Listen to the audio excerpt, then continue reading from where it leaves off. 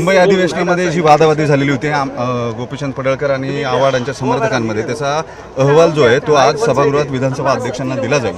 चौकशी अहवाल.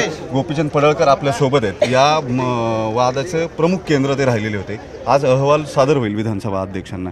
तुमची काय प्रतिक्रिया आहे? आपल्या माध्यमातूनच ही बाब आम्हाला कळते की आज जी विशेष हक्क भंग समितीकडे मुंबई विधान भवनमध्ये जो काही प्रकार घडला ते प्रकरण दिलं होतं.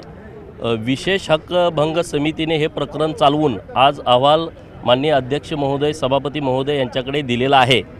तर कायदेमंडळ आमच्या सर्वांच्यासाठीच सर्वोच्च आहे. लोकप्रतिनिधी म्हणून माझी जबाबदारी आहे. कायदेमंडळ ज्या पद्धतीनं सूचना देईल त्या सूचनांचं पालन करणं, त्या आदेशाचं पालन करणं, ज्या काही त्यांच्याकडून सूचना मिळतील त्या सूचना आम्हाला मान्य असतील. आता इतक्या दिवसांनी तुम्हाला असं वाटतं का जे झालं ते योग्य नव्हतं किंवा नव्हतं व्हायला पाहिजे, टाळता आलं असतं तर बरं झालं असतं? बघा, हा विषय तुम्ही नीट समजून घ्या. एक सभागृहाच्या बाहेरचा माणूस, तेव्हा मला बोलता आलं नाही त्या विषयावर, ठीक आहे म्हटलं जरा वातावरण पेटलं, आपण त्या विषयावरती बोलू नये. एक सभागृहाच्या बाहेरचा माणूस मला सभागृहाच्या बाहेर पण म्हणजे गेटवर पण तो उलटं सुलटं बोलला. आणि दुसऱ्या दिवशी सभागृहात येताना मी विधान भवनाच्या एका पायरीच्या वरच्या टोकाला होतो आणि तो खालच्या टोकावर आहे. मध्ये 5-50 लोक आहेत. तुम्ही सगळे व्हिडिओ काढून बघा. त्याचा काही संबंध नाही, त्याची माझी ओळख नाही. एखादा बाहेरचा माणूस येऊन विधिमंडळाच्या सदस्याला उलटं सुलटं बोलणं हा विधिमंडळाचा अपमान नाही का? मग त्याच्या काय म्हणजे काय करायला पाहिजे त्याविषयी? मी आता जास्त त्या विषयावर बोलत नाही. मग त्याची तक्रार करता आली असते अध्यक्षांकडे किंवा संसदीय मार्गाने तुमच्या समर्थकांनी येऊन पुन्हा ही वादावादी करणं. माणूस येतोय एका लोकप्रतिनिधीच्या बाबत असं बोलतोय दोनदा. आदल्या दिवशी पण तो बोलला, दुसऱ्या दिवशी पण तो बोलला.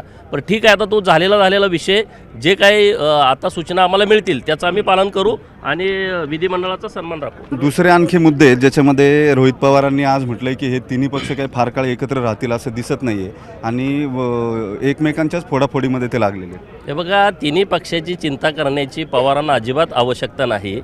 रोहित पवारांनी आजोबा आता राज्यसभेवरनं रिटायर होणार आहेत पुढच्या महिन्या 2 महिन्यामध्ये. ते परत राज्यसभेवरती कसे जातील ह्याची चिंता करावी. ह्या पार्टी कशाला चिंता करताय?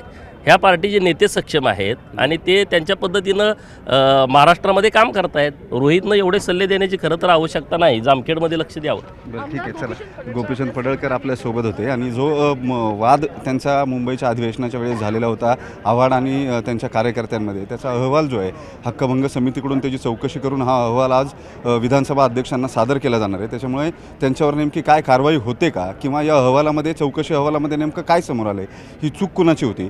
सभागृहासारख्या अत्यंत प्रतिष्ठित ठिकाणी अशा पद्धतीनं रस्त्यावरती होतात तशा मारामाऱ्या जर बघायला मिळणार असतील जनतेला तर त्यानं सभागृहाची काय प्रतिष्ठा राहते, असे असंख्य प्रश्न त्यावेळेस विचारले गेले होते.